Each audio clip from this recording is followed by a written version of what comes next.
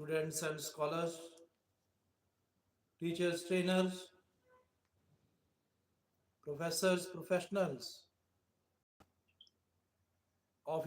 officials, listener, learners. I welcome respected doctors and directors, honorable minister managers, adorable advocates, advertiser, administrative advisors. I welcome the most honorable President Prime Minister Modi ji. It is really nice time, nice place, nice section that we are defining, explaining, expressing history of English literature, what are the relevancies of history of English literature with the present events, incidents, situations, what is happening around the world. We are discussing through YouTube channel 3M Creators. You are listening 3M Creators. Let us go through the Victorian age.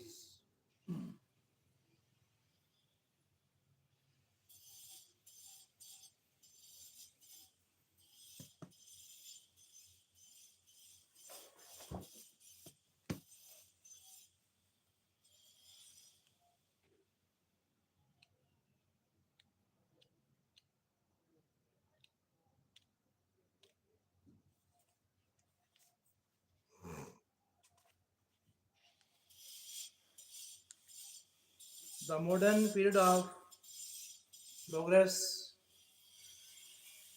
and unrest. The Victorian age, it starts from 1850.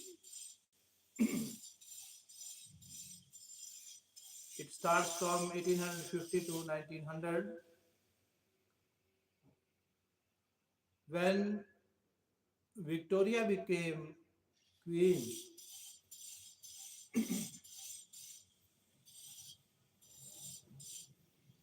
In 1837, English literature seemed to have entered upon a period of lean years in marked contrast with the poetic fruitfulness of the Romantic age, which we have just studied. Coleridge, Shelley, Keats, Byron, and Scott had passed away, and it seemed as if there were no writers in England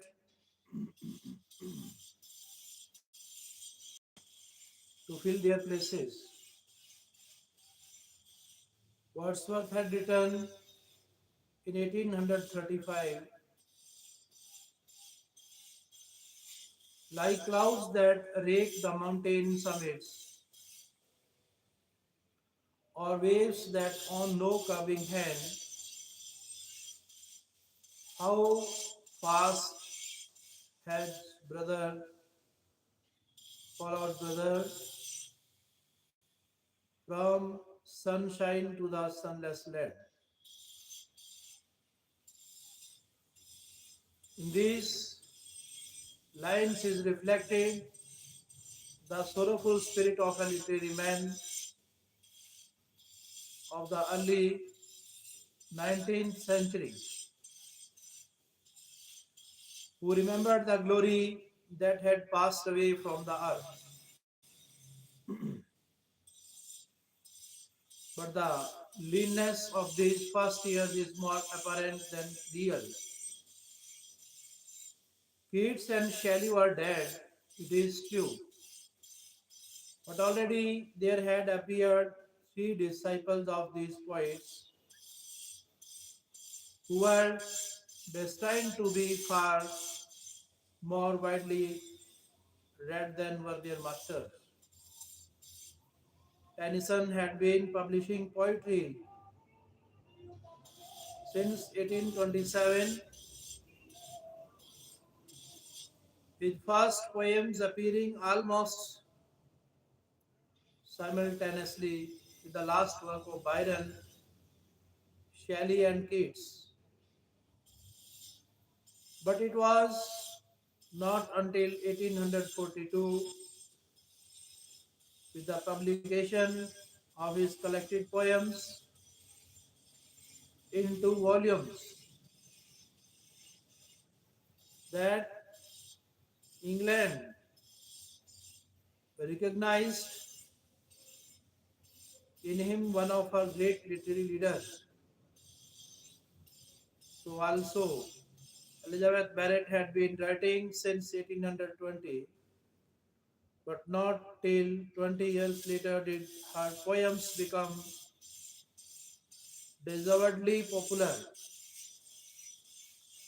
And Browning had published his Pauline in 1833,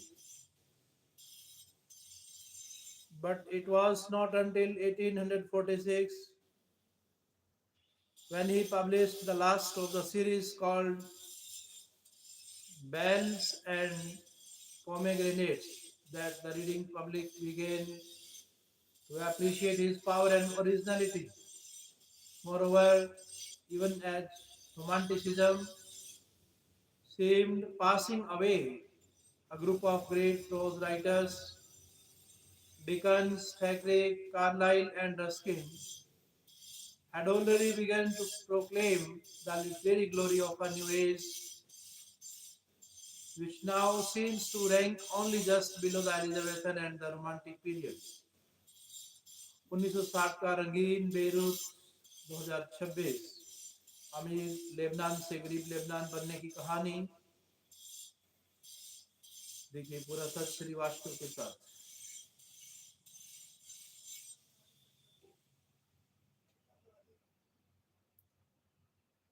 amid the multitude of social and political forces of his great age अरब का Paris 1960 का रंगीन Beirut 2026 का बर्बाद Beirut अमीर Lebanon से गरीब Lebanon बनने की कहानी देखिए पूरा सच प्रखर श्रीवास्तव के साथ amid the multitude of social and political forces of this great age Lebanon पर हमला क्यों कर रहा है Israel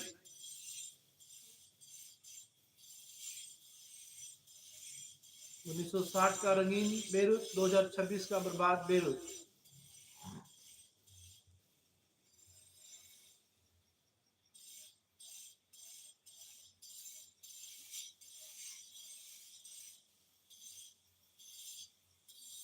amid the multitude of social and political forces of this great age, four things stand out clearly.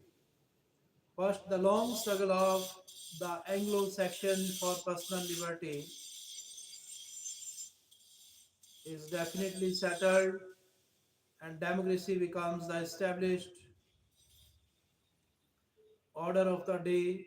The king who appeared in an age of popular weakness and ignorance, and the peers who came with the Normans in triumph are both stripped of their power and left as figureheads of a past civilization. The last vestige of personal government and of the divine right of rulers disappears. The House of Commons becomes the ruling power in England, and a series of new reform bills rapidly extend the suffrage until the whole body of English People choose for themselves the men who shall represent them. Second, because it is an age of democracy,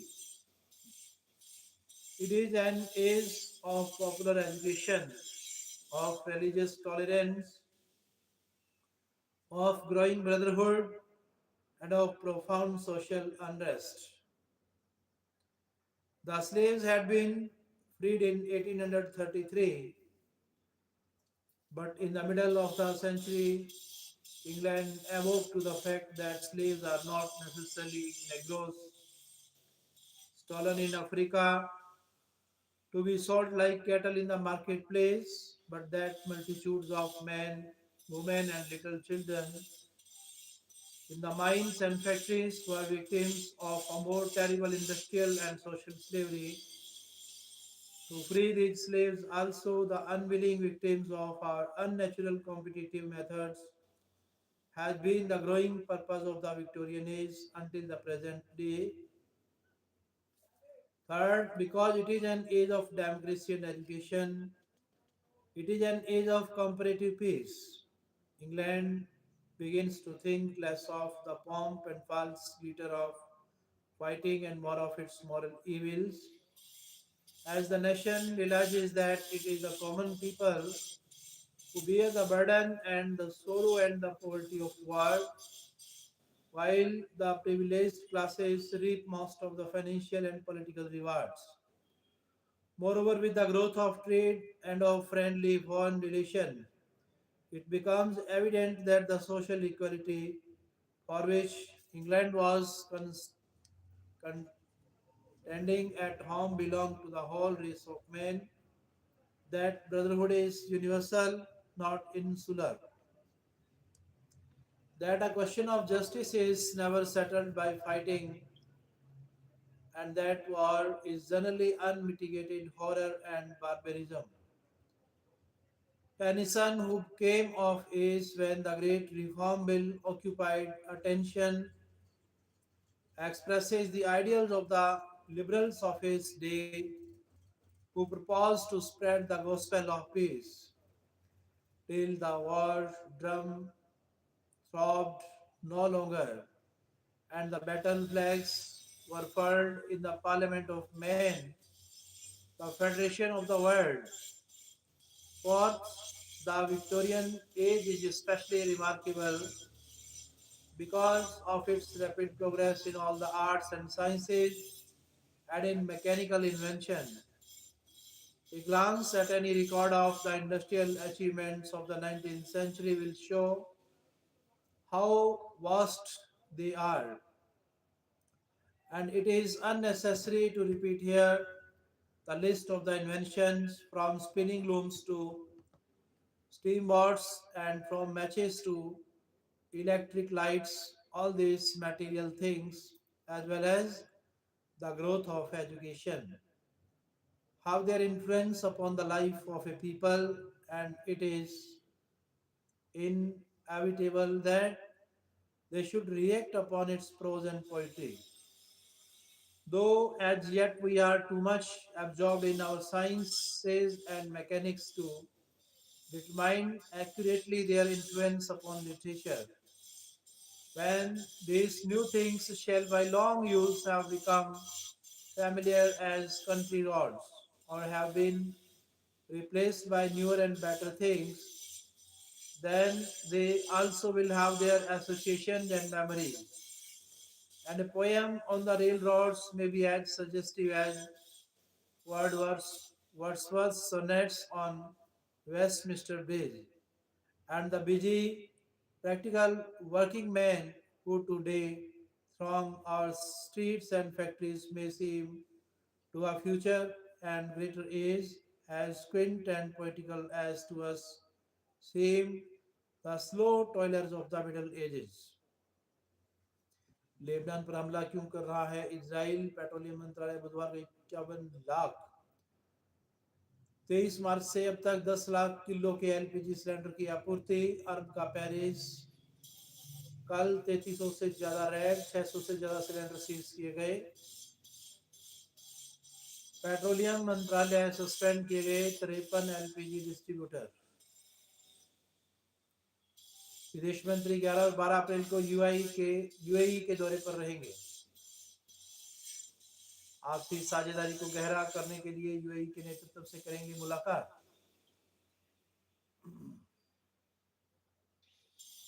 28 फरवरी से अब तक Iran में अभी भी 7500 भारतीय नागरिक, MEA से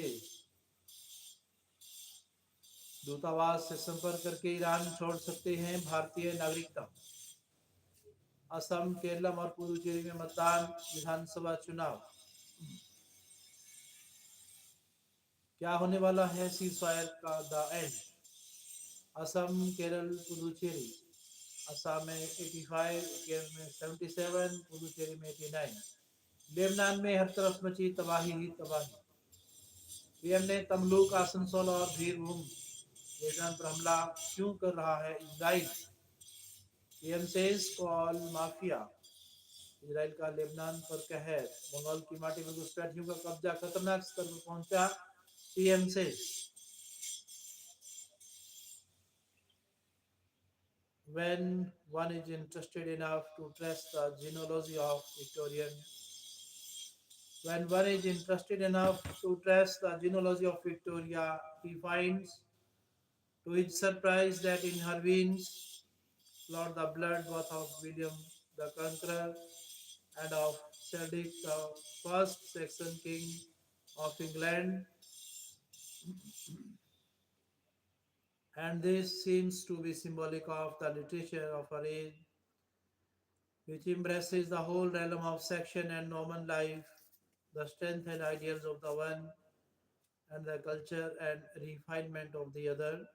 The Romantic revival had done its work, and England entered upon a new free period in which every form of literature, from pure romance to gross realism, struggled for expression. At this day, it is obviously impossible to judge the age as a whole, but we are getting far enough away from the early half of it to notice certain definite characteristics. First, though the age produced many poets and two who deserve to rank among the greatest, nevertheless, this is emphatically an age of prose. And since the number of readers has increased a thousandfold with the spread of popular education, it is the age of the newspaper, the magazine, and the modern novel. The first two being the story of the world's daily life, and the last our pleasantest form of literary entertainment, as well as our most successful method of presenting modern problems and modern ideals. The novel in this age fills a place which the drama held in the days of Elizabeth, and never before in any age or language has the novel appeared in such numbers and in such perfection. The second marked characteristic of the age is that literature, both in prose and in poetry, seems to depart from the purely artistic standard of art for art's sake and to be actuated by a definite moral purpose. Tennyson, Browning, Carlyle, Ruskin, who and what were these men, if not the teachers of England, not vaguely but definitely, with superb faith in their message and with a conscious moral purpose to uplift and to instruct. Even the novel, even the novel breaks away from Scott's romantic influence and first studies life as it is, and then points out what life may and ought to be.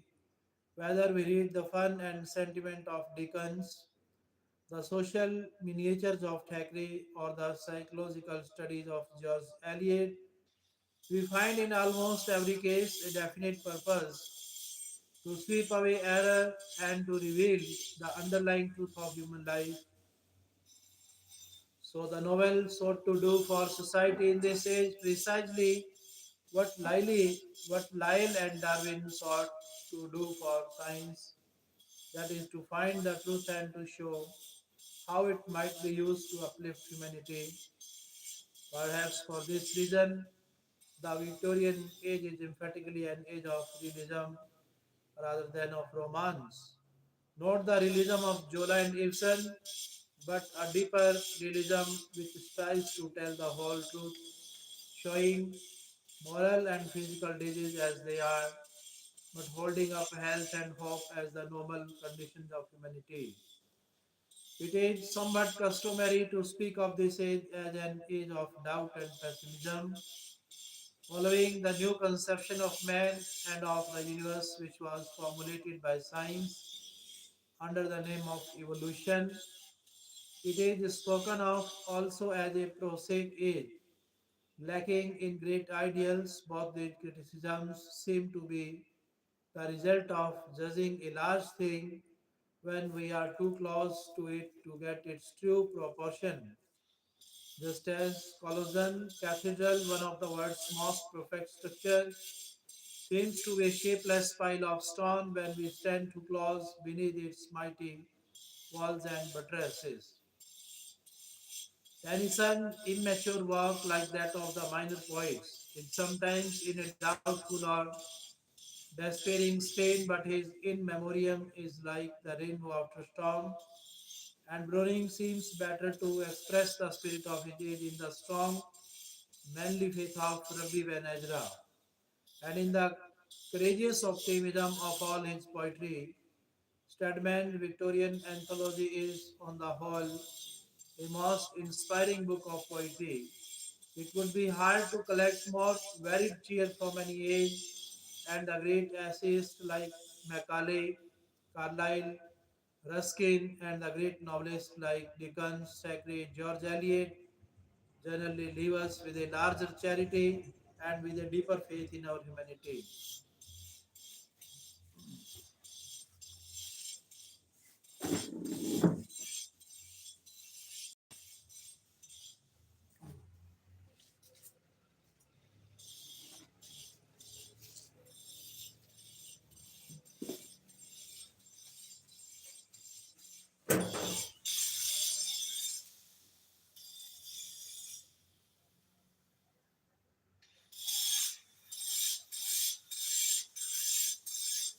लो लो आगे पीछे कर ले माड़ा आगे कर ले पीछे कर ले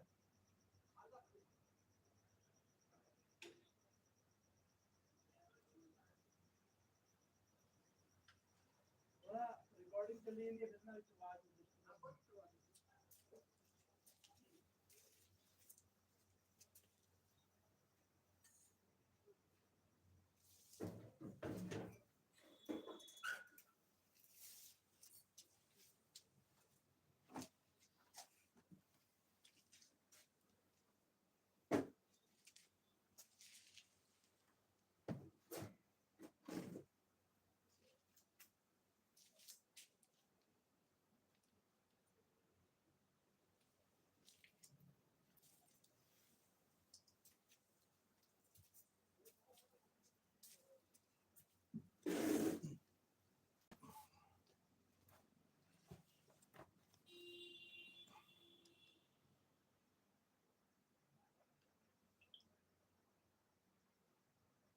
It is somewhat customary to speak of this age as an age of doubt and pessimism.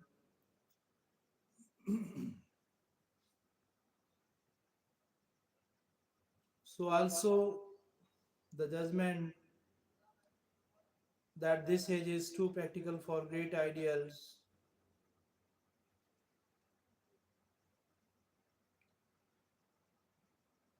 may be only a description of the husk that hides a very full ear of corn.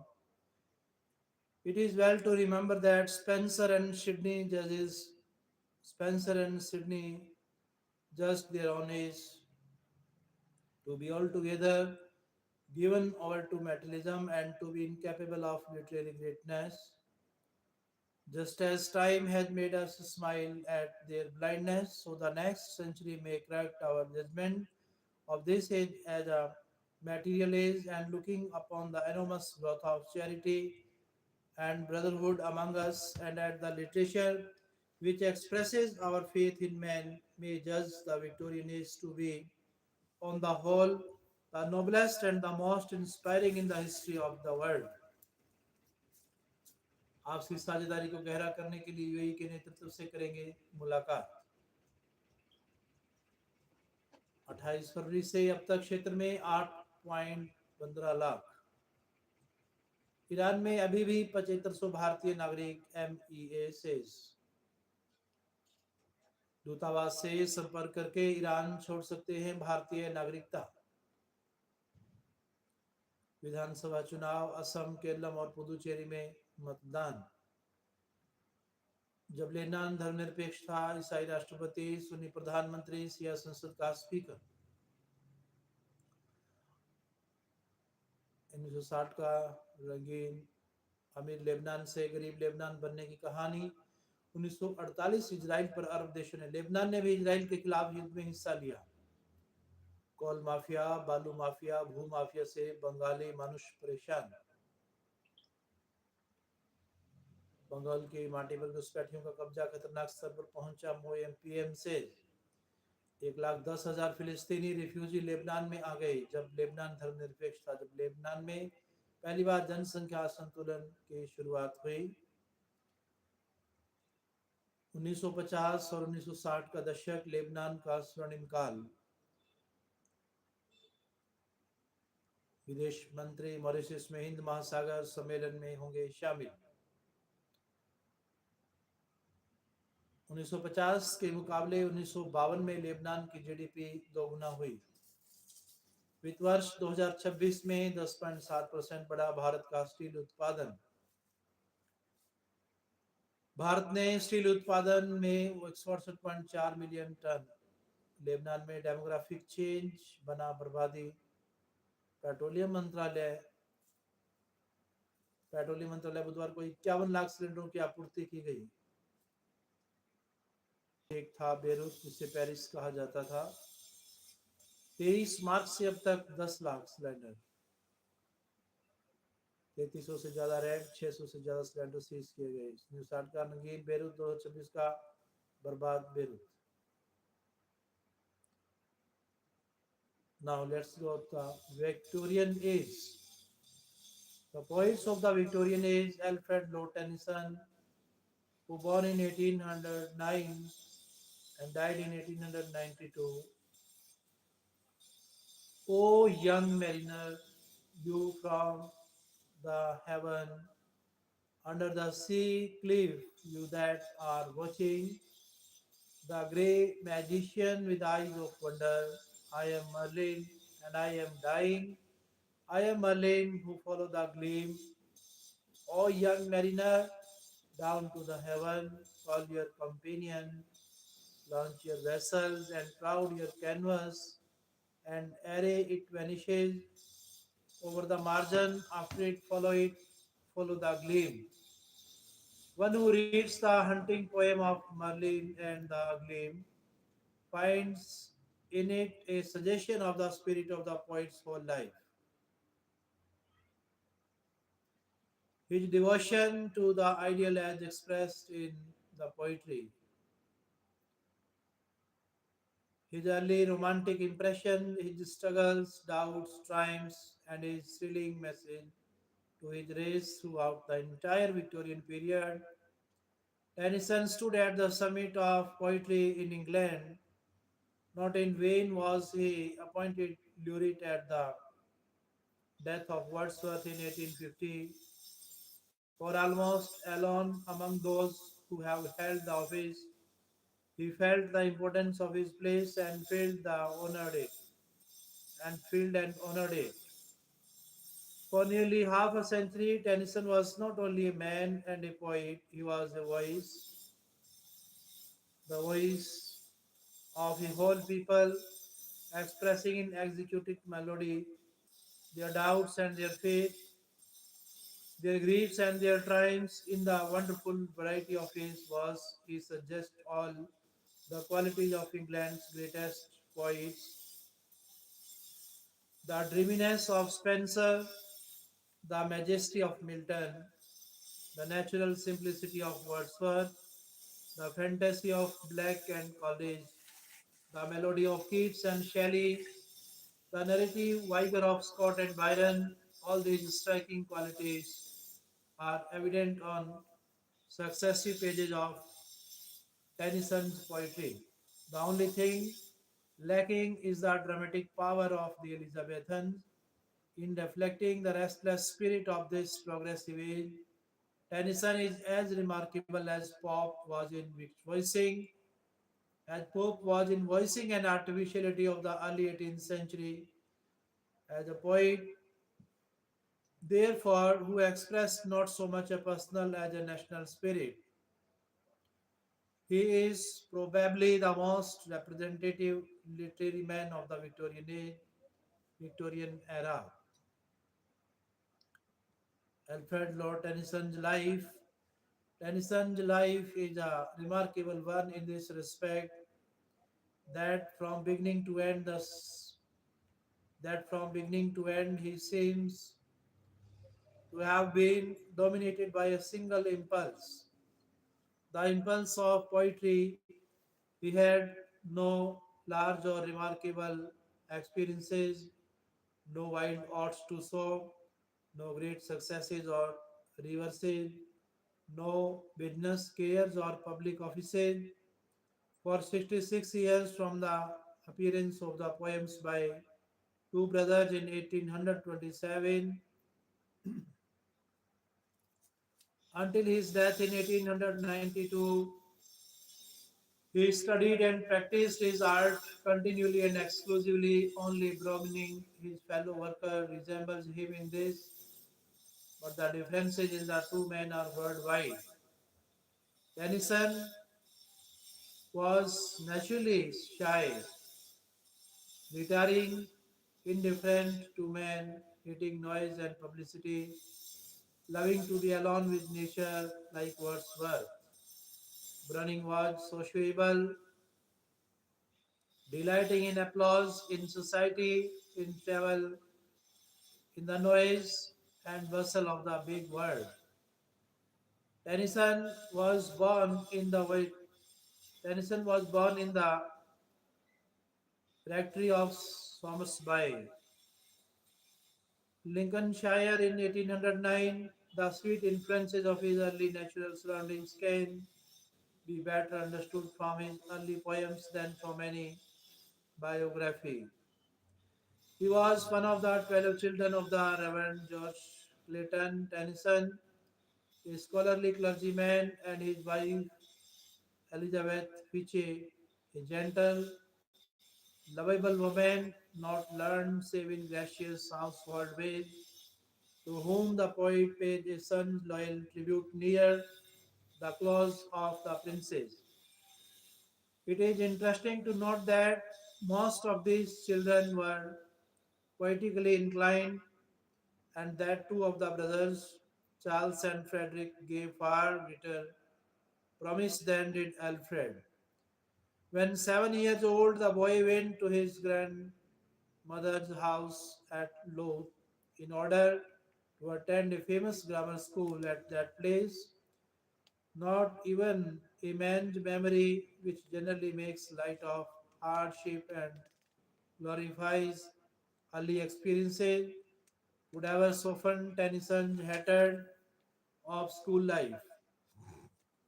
His complaint was not so much at the roughness of the boys, which had so frightened Cooper, as at the brutality of the teachers who put over the school door a rash Latin inscription translating Solomon's barbarous advice about the road and the child. In these psychological days, when the child is more important than the curriculum, and when we reach girls and boys rather than Latin and arithmetic, we read with wonder Carlyle's description of his own schoolmaster. evidently a type of his kind who knew of the human soul thus much that it had a faculty called memory and could be acted on through muscular integument by appliance of birch rods. After 4 years of most unsatisfactory school life, Tennyson returned home and was fitted for the university by his scholarly father. With his brothers, he wrote many verses, and his first efforts appeared in a little volume called Poems by Two Brothers in 1827. The next year, he entered Trinity College, Cambridge, where he became the center of a brilliant circle of friends, chief of whom was the young poet Arthur Henry Hallam. At the university, Tennyson soon became known for his poetical ability, and 2 years after his entrance, he gained the prize of the Chancellor's Medal for a poem called Timbuktu, the subject, needless to say, being chosen by the Chancellor. Soon after winning this honor, Tennyson published his first signed work called Poems Chiefly Lyrical 1830, which, though it seems somewhat crude and disappointing to us now, nevertheless contained the germ of all his later poetry. One of the most noticeable things in this volume is the influence which Byron evidently exerted over the poet in his early days, and it was perhaps due largely to the same romantic influence that Tennyson and his friend Hallam presently sailed away to Spain with the idea of joining the army of insurgents against King Ferdinand, considered purely as a revolutionary venture. This was something of a fiasco, suggesting the noble Duke of York and his 10,000 men. He marched them up a hill one day and he marched them down again from a literary viewpoint. However, the experience was not without its value. The deep impression which the wild beauty of the Pyrenees made upon the young poet's mind is reflected clearly in the poem. In 1831, Tennyson left the university without taking his degree. The reasons for this step are not clear, but the family was poor and poverty may have played a large part in his determination. His father died a few months later, but by a generous arrangement with the new rector, the family retained the rectory at the Somersby, and here for nearly 6 years. Tennyson lived in a retirement which strongly suggests Milton at Horton. He read and studied widely, cultivated an intimate acquaintance with nature, thought deeply on the problems suggested by the Reform Bill, which was then agitating England, and during his leisure hours wrote poetry. The first fruits of this retirement appeared late in 1832 in a wonderful little volume bearing the simple name Poems as the work of a youth only 23. This book is remarkable for the variety and melody of its verse. Among its treasures, we still read with delight The Lotus Eater, Palace of Art, A Dream of Fairy Woman, The Miller's Daughter, Anon, and The Lady of Shalott. But the critics of the Quarterly, who had brutally condemned his earlier work, were again unmercifully severe. The effect of this harsh criticism upon a sensitive nature was most unfortunate, and when his friend Hallam died in 1833, Tennyson was plunged into a period of gloom and sorrow. The sorrow may be read in the exquisite little poem beginning Break, Break, Break on thy cold grey stone, O sea, which was his first published elegy. for his friend, and the depressing influence of the harsh and unjust criticism is suggested in Merlin and the Glaive, which the reader will understand only after he has read Tennyson's biography. For nearly 10 years after Hallam's death, Tennyson published nothing, and his movements are hard to trace as the family went here and there, seeking peace and a home in various parts of England. But though silent, he continued to write poetry, and it was in these sad, wandering days that he began his immortal in memoriam and his Idylls of the King.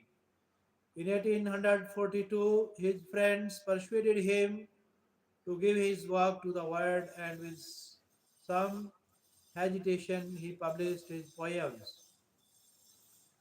The success of this work was almost instantaneous, and we can appreciate the favor with which it was received when we read the novel Blank Verse of Ulysses and Morte d'Arthur. The perfect little song of grief for Hallam, which we have already mentioned, and exquisite idylls like Dora and the Gardener's Daughter, which aroused even Wordsworth's enthusiasm and brought from him a letter saying that he had been trying all his life to write such an English pastoral as Dora and had failed. From this time forward, Tennyson, with increasing confidence in himself and his message, steadily maintained his place as the best known and best loved poet in England. The year 1850 was a happy one for Tennyson. He was appointed poet laureate to succeed Wordsworth, and he married Emily Selwood,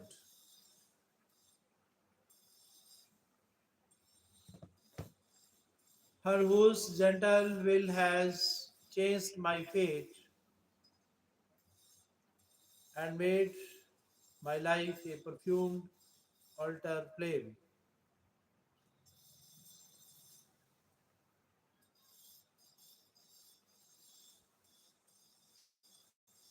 petroleum मंत्रालय घरेलू LPG की आपूर्ति निर्बाध रूप से जारी, 3 राज्यों में मतदान संपन्न। पेट्रोलियम मंत्रालय बुधवार को 21 लाख सिलेंडरों की आपूर्ति की गई। 23 मार्च से अब तक 10,05,000 किलो के एलपीजी सिलेंडर की आपूर्ति। दिग्गजों की किस्मत, ईवीएम में कैद, कल 3300 से ज्यादा रेड, 600 से ज्यादा सिलेंडर सीज किए गए।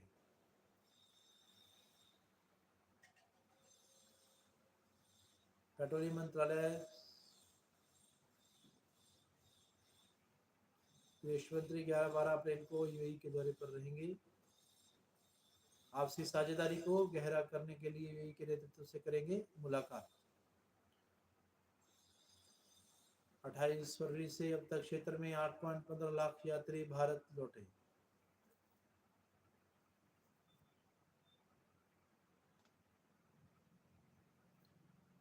एलपीजी लेकर भारत पहुंचा ग्रीन आशा, दूतावास में संपर्क करके विधानसभा चुनाव, असम, केरल और पुदुचेरी में मतदान।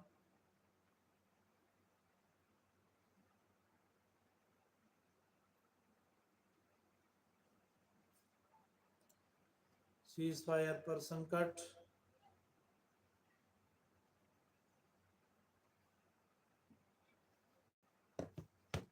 whom he had loved for 13 years, but whom his poverty had prevented him from marrying. The year is made further remarkable by the publication of In Memoriam, probably the most enduring of his poems, upon which he had worked at intervals for 16 years. 3 years later, with the money that his work now brought him, he leased the house Farringford in the Eastern of Crete and settled in the first permanent home he had known since he left the Victorian from Spain.